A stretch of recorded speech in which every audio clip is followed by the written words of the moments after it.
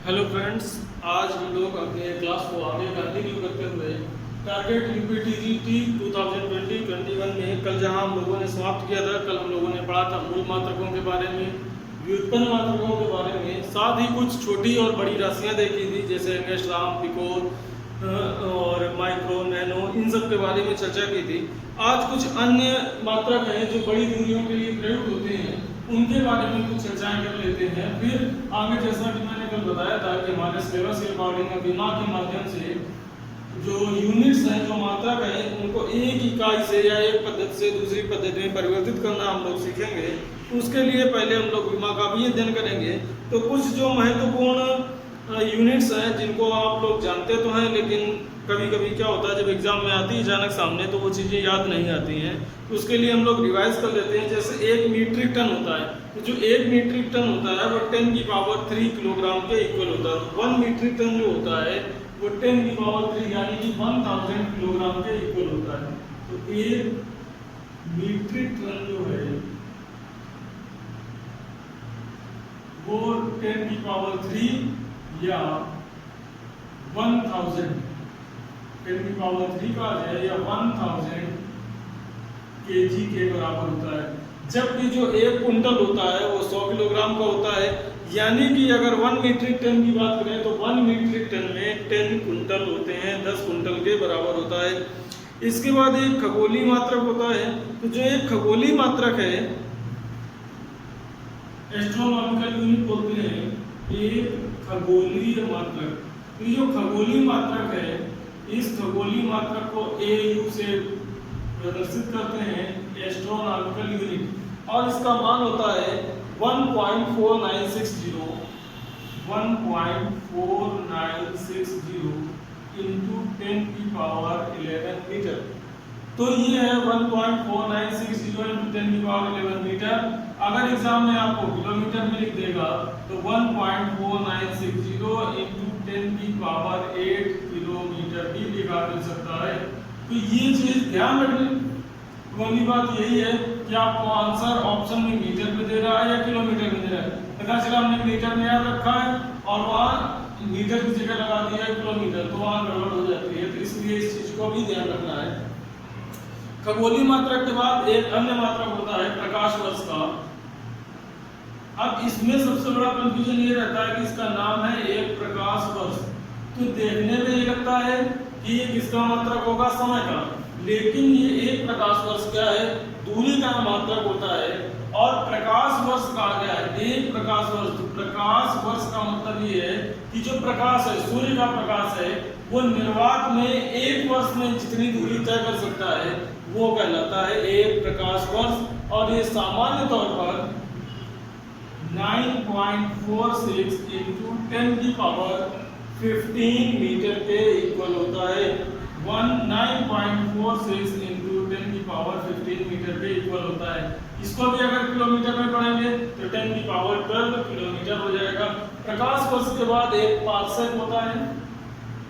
ये सारे मात्रक हम लोगों ने छोटी कक्षाओं में ही पढ़ रखे होते हैं, लेकिन है क्या कि चूंकि हम लोग इनका यूज नहीं करते हैं तो सामान्य तौर पर ये हमारे जो मस्तिष्क है उससे विस्मृत हो जाते हैं। तो ये होता है 3.08 into 10⁻16, यानी कि जो पार्सेक है वो प्रकाश वर्ष से बड़ी दूरी होती है। पार्सेक क्या है, प्रकाश वर्ष से बड़ी दूरी है। यह पार्सेक जो है वो वह दूरी है जिस पर पृथ्वी की त्रिज्या का माध्य त्रिज्या 1 आर्क सेकंड का कोण बनाता है। यानी कि जो पृथ्वी घूम रही है, ये पृथ्वी की जो त्रिज्या है, ये 1 सेकंड में जितना कोण बनाती है, जितनी दूरी तय करती है 1 सेकंड में, वो 1 पार्सेक के बराबर होता है। ये है 3.08 into 10⁻16 मीटर। या प्रकाश वर्ष में बात करें तो ये 3.26 लाइट ईयर के इक्वल होता है। लाइट ईयर के इक्वल होता है। तो ये बात हो गई पार्सेक की। पार्सेक के बाद आता है वन स्लग। तो वन स्लग जो होता है ये हो सकता है बहुत से लोग पहली बार सुन रहे हो। वन स्लग जो होता है ये वेट का है, द्रव्यमान का है। 14.59 kg होता है। 1 स्लग बराबर होता है 14.59 kg। 1 स्लग इक्वल टू होता है 14.59 kg। नेक्स्ट आता है 1 बॉल।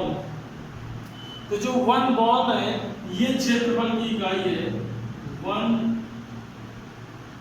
बॉल, 1 बॉल जो है ये क्षेत्रफल की इकाई है और इसके क्षेत्रफल में कितना एरिया होता है, तो ये जो छोटी इकाई है और ये 10 की पावर -28 मीटर स्क्वायर होती है। यानी कि इससे आप अणु, परमाणु या उससे छोटे जो कण हैं उनके क्षेत्रफल के लिए इसको प्रयोग करेंगे। तो 1 बार में जो होता है वो 10 की पावर -28 मीटर स्क्वायर से के बराबर होता है। नेक्स्ट इसमें आगे, तो ये आपको समझ में आ गए होंगे क्योंकि चीजें याद हैं हम लोगों को, लेकिन उसको बस केवल क्या करना है, रिवाइज करना है। तो नेक्स्ट इसके बाद अब हम लोगों ने पिको, नैनो, इन सब चीजों की बात कर ली थी। एक बात और आती है 1 सौर दिन, 1 सोलर डे। तो जो 1 सौर दिन है वो 1 सौर दिन एक दोपहर से दूसरे दोपहर के बीच का समय होता है। एक दोपहर से दूसरी दोपहर के बीच का समय होता है और ये लगभग 86,400 सेकंड के बराबर होता है। 1 सौर दिन बराबर होता है 86,400 सेकंड और ये एक दोपहर से दूसरे दिन की दोपहर के बीच का समय होता है। लीप ईयर सबको पता है, एक ऐसा वर्ष जिसमें फरवरी 29 दिन की होती है, लीप ईयर कहलाता है। एक दशक 10 वर्ष का होता है। नेक्स्ट है एक कष्ट। जो एक कष्ट है, तो एक कष्ट जो होता है ये 15 निमिष के इक्वल होता है।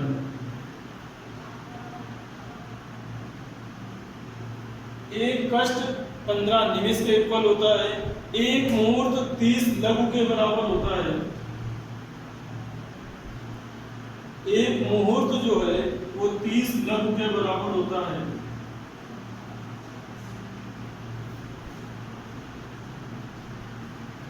नेक्स्ट इसके बाद एक लघु जो होता है वो 15 कष्ट के बराबर होता है। अभी सारे स्पष्ट हो जाएंगे जब सारे लिख जाएंगे। एक लघु जो होता है वो 15 कष्ट के बराबर होता है। एक लघु 15 कष्ट के बराबर होता है। और एक दिवारात्रि जो होती है, एक दिन और रात, दिवारात्रि। एक दिवारात्रि में 30 मुहूर्त होते हैं। एक दिवारात्रि 30 मुहूर्त के बराबर होती है।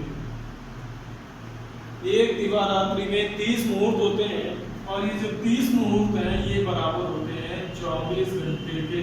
तो 24 घंटे 30 मुहूर्त के बराबर होते हैं। एक मुहूर्त 30 लघु के बराबर होता है। एक लघु 15 कष्ट के बराबर होते हैं और एक कष्ट 15 निमिष के बराबर होता है। 15 निमिष, निमिष जो है वो एक तरह से मान लें कि ये सेकंड से छोटी राशि है। सेकंड से छोटी या सेकंड के लगभग बराबर राशि है। तो ये सारी चीजें हो गई। एक और अन्य महत्वपूर्ण है जो सभी को पता है, लेकिन कभी कभी दशमलव के अंक में अंतर में कंफ्यूजन हो जाता है कि जो 1 इंच है वो लगभग 2.5 सेंटीमीटर या एग्जैक्टली कहें तो 2.54 सेंटीमीटर के बराबर होता है। 1 फुट की बात करें तो वो 12 इंच के बराबर होता है। 1 मील की बात करें तो जो 1 मील होता है वो होता है आपका 1.6 किलोमीटर। 1 मील जो है 1.609 किलोमीटर के बराबर होता है। 1 मील जो है 1.609 किलोमीटर के बराबर होता है। तो ये कुछ प्रमुख मात्रक थे, मेरे ख्याल से सभी को समझ में आ गए होंगे। अब इसके बाद एक AMU की अगर हम बात करें, AMU का मतलब होता है एटॉमिक मास यूनिट। AMU क्या होता है? Atomic mass unit. तो एक AMU की बात करते हैं तो जो एक AMU है, AMU का प्रयोग सामान्य तौर पर रसायन विज्ञान में द्रव्यमान को डिनोट करने के लिए प्रयुक्त किया जाता है। जो 1 AMU है इसका फुल फॉर्म भी पता होना चाहिए, एटॉमिक मास यूनिट। ये होता है 1.66 into 10⁻⁻22 kg। तो 1 AMU जो है वो 1.66 into 10⁻⁻22 किलोग्राम होता है और ये द्रव्यमान का सूक्ष्म मात्रक है जिसका प्रयोग इलेक्ट्रॉन, प्रोटॉन, न्यूट्रॉन इन सबके द्रव्यमान को व्यक्त करने के लिए किया जाता है। तो ये सारी चर्चाएं हो गई हमारी मात्रकों के बारे में। मात्रकों पर चर्चा समाप्त करने के पश्चात अब हम लोग नए टॉपिक पर मूव करते हैं। जो हमारा नया टॉपिक है उसमें हम लोग पढ़ेंगे विमा के बारे में। तो विमा क्या होती है? विमा क्या होती है, विमा के बारे में आप क्या समझते हैं? तो विमा की चर्चा जब हम करते हैं तो विमा के बारे में आप एक छोटी सी बात ये समझ लें, विमा एक तरह का मात्रक का निरूपण है। विमा एक तरह के क्या है? मात्रक का निरूपण है जिसकी सहायता से राशियों को निरूपित किया जाता है। जिसकी सहायता से राशियों को क्या करते हैं? निरूपित करते हैं। अब है क्या, किसी भौतिक राशि का व्युत्पन्न मात्रक प्राप्त करने के लिए मूल मात्रकों पर जो घात लगाई जाती है उसे भौतिक राशि की विमा कहते हैं। भाई हमने बताया ना मात्रकों की बात है, तो किसी भौतिक राशि हम लोगों ने पढ़ रखा है मूल मात्रक, व्युत्पन्न मात्रक। मूल मात्रक 7 होते हैं, लंबाई, द्रव्यमान, समय, ताप, विद्युत धारा, ज्योति तीव्रता, पदार्थ की मात्रा।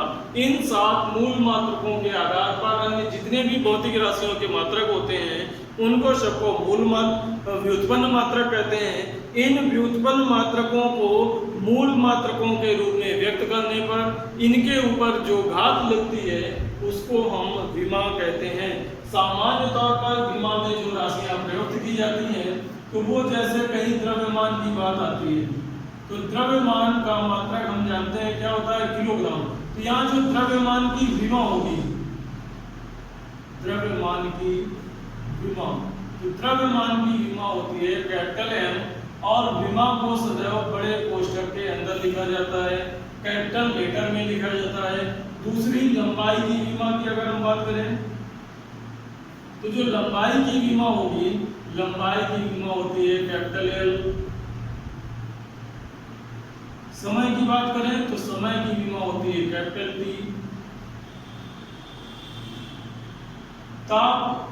ताप की बात करें तो ताप की विमा होती है थीटा। ताप की विमा होती है थीटा। इसके बाद वैद्युत धारा,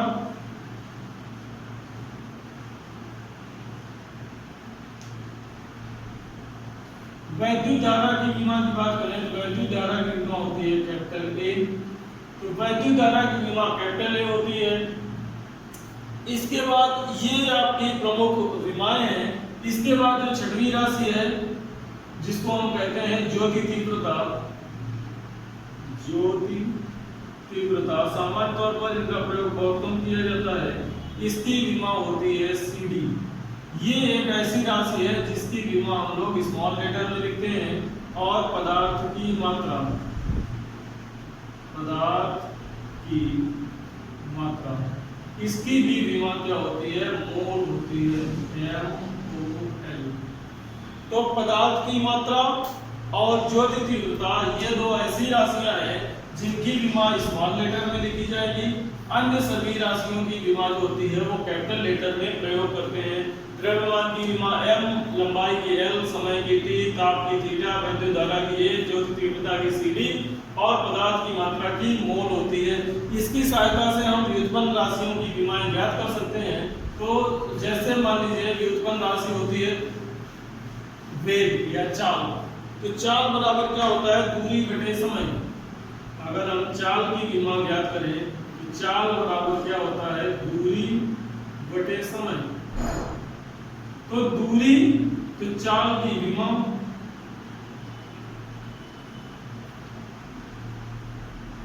तो दूरी का मात्रक होता है या दूरी होती है एक तरह की लंबाई, तो इसकी विमा हो गई L। समय की विमा होती है T, तो L/T या इसको कहते हैं LT की घात -1, LT-1। तो दूरी या चाल की विमा क्या होती है? LT-1। इसी तरह से अगर हम त्वरण की विमा निकालते हैं तो तो त्वरण की बात जब हम करते हैं तो त्वरण क्या होता है, गति परिवर्तन या वेग परिवर्तन की दर को क्या कहते हैं, त्वरण कहते हैं। तो वेग या चाल की इसका फार्मूला क्या होता है, वेग में परिवर्तन बटे समय। तो वेग में परिवर्तन, तो वेग की विमा क्या है, एल टी माइनस 1 और समय की विमा होती है टी, तो इसकी विमा क्या हो जाएगी, एल टी माइनस 2। तो किसी भी भौतिक राशि की जब हमको विमा ज्ञात करनी होती है तो भौतिक राशि की विमा ज्ञात करने के लिए हम उसके फार्मूले की सहायता से उसकी विमा को ज्ञात कर सकते हैं। सामान्य तौर पर जो भी विमाएं हैं वो उन्हीं 7 मूल मात्रकों के रूप में व्यक्त की जाती हैं जो हम लोगों ने पढ़ रखे हैं। अब अगर हम बल की बात करें तो F बराबर होता है m × a, जहाँ m होता है द्रव्यमान, तो द्रव्यमान की विमा होती है m, a होता है त्वरण, त्वरण की विमा है l t - 2, तो बल की विमा क्या हो जाती है, m l t - 2। इसी तरह से सभी भौतिक राशियों की व्युत्पन्न मात्रकों की विमाओं को हम ज्ञात कर सकते हैं। कुछ महत्वपूर्ण है, एक दो उनको हम लोग देख लेते हैं जो एग्जाम की दृष्टि से महत्वपूर्ण है। जैसे एक होता है प्रतिबल।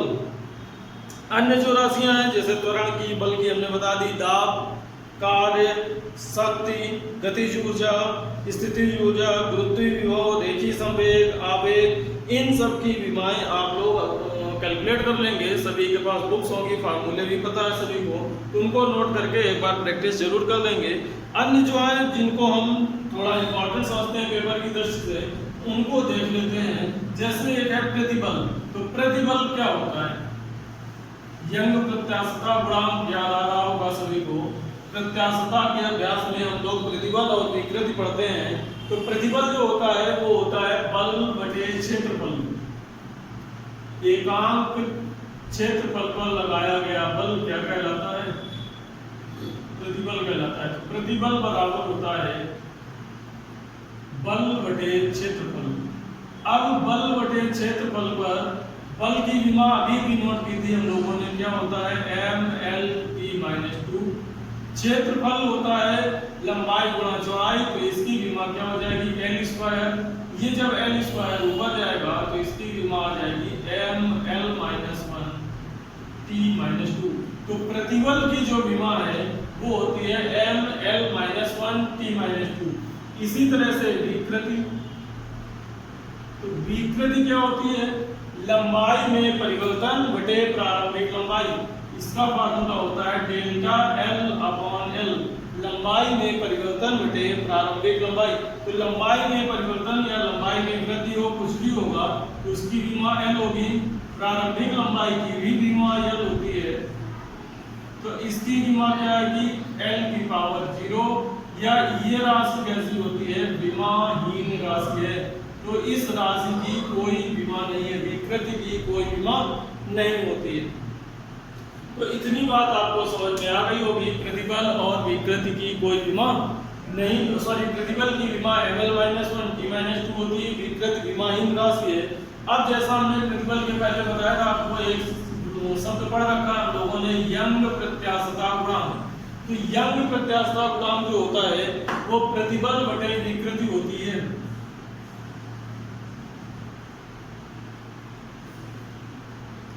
तो यंग प्रत्यास्थता गुणांक या प्रत्यास्थता गुणांक, इन सभी की विमा निकालने के लिए जो भी फार्मूला होता है प्रतिबल बटे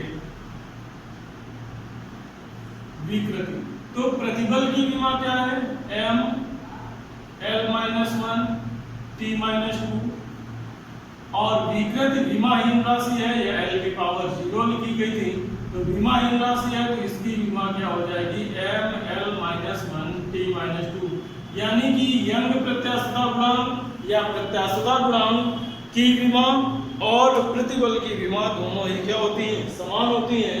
आज की क्लास को हम लोग यहीं पर समाप्त करते हैं। आगे जो विमाएं हैं कुछ राशियों की, उनकी चर्चा हम लोग कल के वीडियो में करेंगे, कल की क्लास में करेंगे, और इसको आगे कंटिन्यू करके फिर वहाँ व्युत्पन्न मात्रक से या एक पद्धति से दूसरी पद्धति में